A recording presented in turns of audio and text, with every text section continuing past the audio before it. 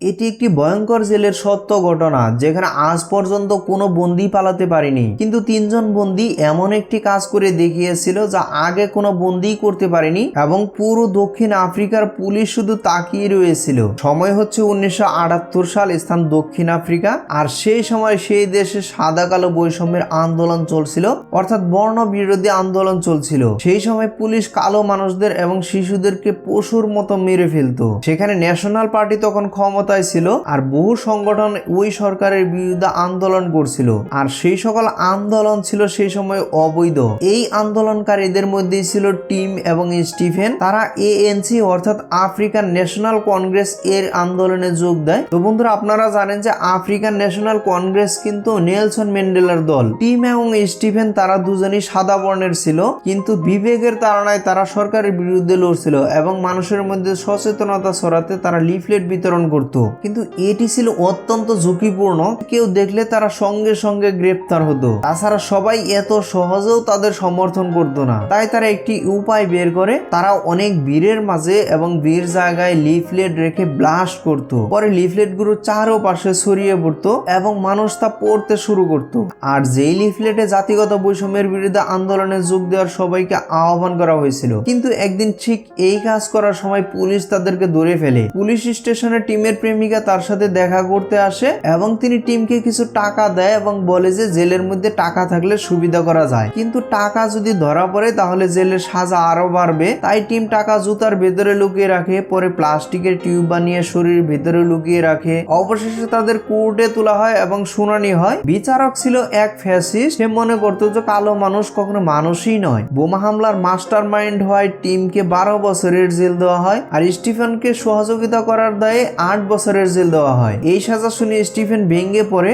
Pretoria জেলে নেওয়ার আগেই স্টিফেন সেখান থেকে পালানোর চেষ্টা করে, কিন্তু সে ধরা পড়ে এবং এতে ভয়ঙ্কর ভাবে তাকে প্রহার করা হয়। তাদের নিয়ে আসা হয় প্রিটোরিয়া জেলে। জেলের ওয়ার্ডেন, যাকে সবাই ক্যাপ্টেন বলতো, ক্যাপ্টেন তাদের জেলের বিভিন্ন ধরনের নিয়ম কানুন বোঝায় এবং বলে যে তোমরা তো দেশদ্রোহী, কারণ তোমরা নিজেরা সাদা বর্ণের হয়েও কালোদের পক্ষে দাঁড়িয়েছে কেন। তারপর তারা জেলের বিভিন্ন ধরনের নিয়ম কানুন বলে যে কোনো ধরনের কলম, রেডিও বা সংবাদপত্র রাখা যাবে না। প্রতিবন্ধীর জন্য 6x4 ইঞ্চির ছোট পার্সেল অনুমোদিত আছে। কোনো রাজনৈতিক আলোচনা চলবে না। আর প্রতি মাসে আপনজনের সাথে একবারই সাক্ষাৎ করা যাবে এবং তাও সরকারি অনুমতিতে। টিম সেলের করিডোরে ঢুকতে গিয়ে দেখে যে গ্রিলের দরজা আছে।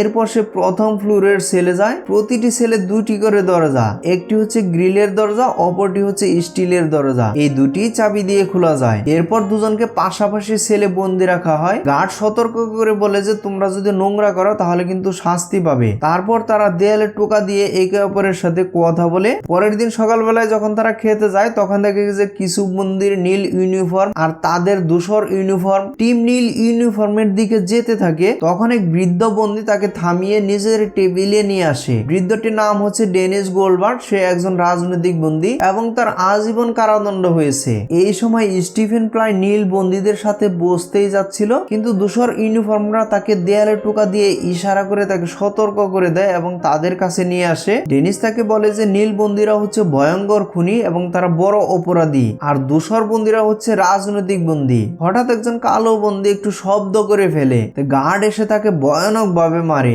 এতে নীল বন্দীরা আনন্দ পায়, কিন্তু ধূসর বন্দীরা চুপচাপ দেখে। পরের দিন সকালে টিম এবং স্টিফেন ব্যায়ামের জন্য বাইরে যায়। তখন তারা জেল থেকে পালানোর জন্য প্ল্যান করতে থাকে এবং বিভিন্ন ধরনের আলোচনা করে। ডেনিস সেই আলোচনা শুনে বলে যে জেলের দেয়াল 20 ফুট উঁচু আর উপরের সার্চলাইট সম্পূর্ণ রাত জ্বলে এবং গার্ডরা যদি কাউকে সন্দেহ করে তাকে বিনা দ্বিধায় গুলি করে মারে। সে আরো বলে যে এখানে সুড়ঙ্গ খোঁড়া সহজ নয় আর এটা এত বড়ই জেল যে বাহিরে পৌঁছাতে কয়েক বছর সময় লেগে যাবে। তারা যখন এসব নিয়ে আলোচনা করছে, লিওনার্ড নামে আর এক ব্যক্তি তাদের কথা শুনে। সেও আসে এবং বলে যে ডেনিস শুধু বন্দীদেরকে ভয় দেখায়। হ্যাঁ, কেউ এখান থেকে পালাতে পারেনি, কিন্তু অনেক কিছুই তো জীবনে প্রথমবার হয়। আমিও তোমাদের সাথে পালাতে চাই, তোমরা প্ল্যান করলে আমি তোমাদের সাথেই আছি। তখন উপরে দাঁড়িয়ে থাকা ক্যাপ্টেন তাদের তাকিয়ে দেখে এবং সন্দেহ করে যে তারা কিছু পরিকল্পনা করতেছে। তখন তাদের কাছে আসার পর তারা আলোচনা করে যে কিভাবে সেখানে আরো ভালোভাবে পরিষ্কার করা যায়।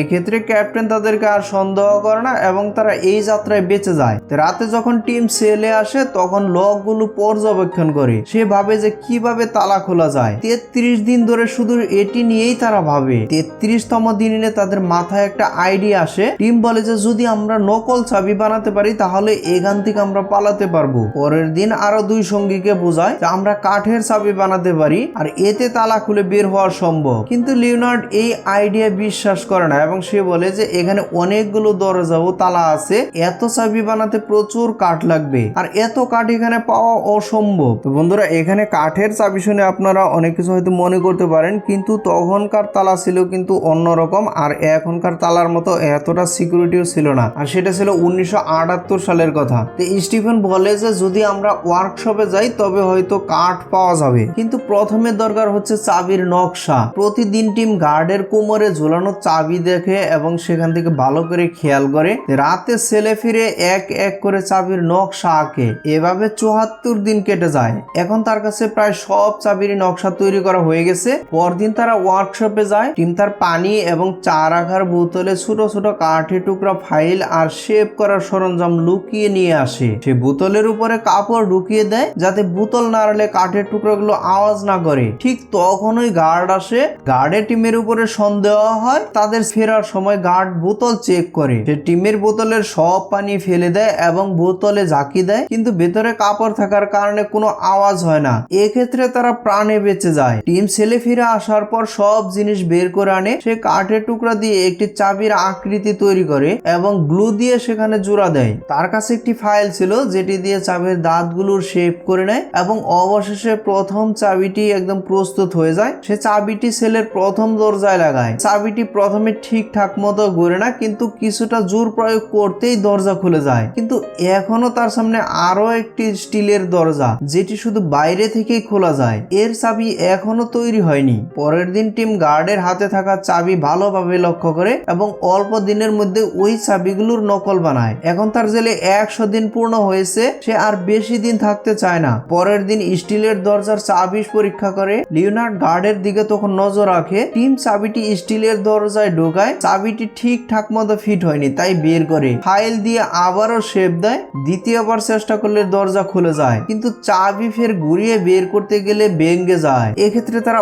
অনেক ভয় পেয়ে যায়। ডেনিস তখন তাকে একটি ছুরি দেয় যাতে করে সে কাঠের টুকরা বের করতে পারে, কিন্তু হঠাৎ আরেকজন গার্ড সেখানে চলে আসে। তাই সবাই দ্রুত নিজেদের সেলে ফিরে যায়। স্টিলের দরজার লক এখন বাইরে বেরিয়ে আছে। রাতে গার্ড তা দেখে, কিন্তু সে সেটা অপেক্ষা করে চলে যায়, যা টিমের জন্য বড় একটা সুস্থ এবং এই যাত্রায় তারা বেঁচে যায়। জেলের 142তম দিন। আজবন্দীদের আত্মীয়দের সাথে দেখা করার দিন, কিন্তু টিমের সাথে কেউ দেখা করতে আসে না। লিওনার্ডের সাথে তার ছেলে দেখা করতে আসে। সে ফ্রান্স ভাষায় কথা বলে, যা নিষিদ্ধ ছিল, তাই গার্ড তাকে আগে ভাগেই সরিয়ে দেয়। এখন তারা স্টিলের বাইরের দরজাটি খোলার উপায় খুঁজতে থাকে।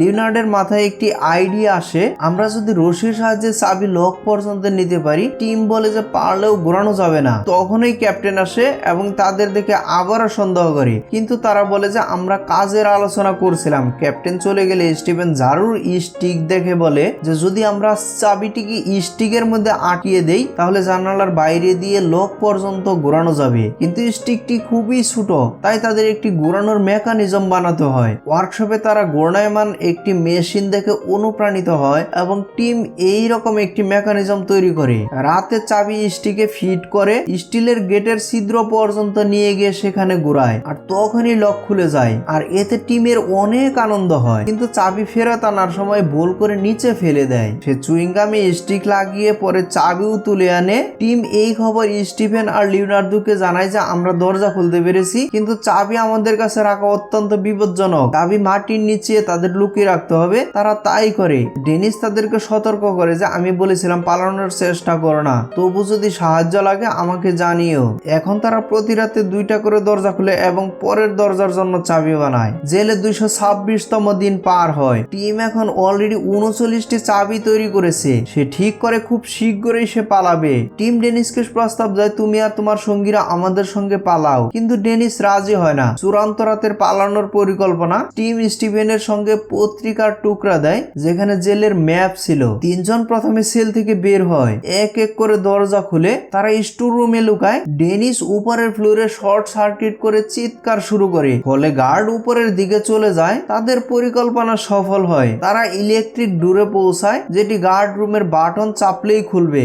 লিওনার্ড যায়, বাটন চাপলে দূর খুলে যায়। এখন দরজা শেষ, তারা দেখেছে গেট খোলা এবং বাহিরে রাস্তা, তার মানে স্বাধীনতা। কিন্তু কোনো চাবি কাজ করে না, কারণ ওই চাবি তারা বানায়নি। টিম বলে আমাদের ফিরে যেতে হবে। লিওনার্ড বলে যে না, আমার প্রাণ গেলেও আমি আর ফিরবো না। সে লোকটি ভালোভাবে পরীক্ষা করে দেখে যে এটি খালি কাঠের ফ্রেমে আটকানো। তারা কাঠ ভাঙতে শুরু করে, শব্দ হয় কিন্তু কেউই শুনে না। অবশেষে গেট খুলে যায়। তারপর তারা নিজেদের ড্রেস চেঞ্জ করে 10 ফুট উঁচু দেয়ালের আড়ালে তারা লুকিয়ে থাকে। গার্ড সেখান থেকে চোখ সরাতেই তারা জেল থেকে পালিয়ে যায়। রাস্তায় গার্ডদের মুখোমুখি হলেও কেউ তাদেরকে চিনতে পারে না, কারণ তারা তাদের ড্রেস চেঞ্জ করে ফেলেছে। তারা ট্যাক্সি স্ট্যান্ডে যায় এবং ট্যাক্সি নিয়ে সেখান থেকে পালিয়ে যায়। পরের দিন সকাল, জেলের গার্ডরা দেখে যে 3 জন বন্দী উধাও। তখন তারা অনেক ভয় পেয়ে যায় এবং তাদের চাকরিও বিপদে পড়ে। আর বাকি বন্দীরা হাসতে থাকে, কারণ তারা এমন কাজ করেছে যা আজ পর্যন্ত কোনো বন্দী করতে পারেনি। 3 জন বর্ডার পার হয়ে অবশেষে লন্ডনে পৌঁছে যায়। আর এটাই ছিল ফিল্ম এক্সে ফ্রম প্রেটোরিয়ার আসল কাহিনী, যা সত্য ঘটনার উপরে নির্মিত হয়েছে। সো বন্ধুরা, আজকের ভিডিওটি কেমন লাগলো অবশ্যই কমেন্ট করে জানাবেন। আর ভিডিওটি ভালো লাগলে অবশ্যই ভিডিওটিতে একটি লাইক করবেন। আর চ্যানেলে নতুন থাকলে অবশ্যই চ্যানেলটি সাবস্ক্রাইব করে পাশে থাকা বেল আইকনটি প্রেস করে রাখবেন। আর খুব শীঘ্রই আমি নতুন আরেকটি ভিডিও নিয়ে আসতেছি। সে পর্যন্ত সবাই ভালো থাকবেন। Bye bye, take care.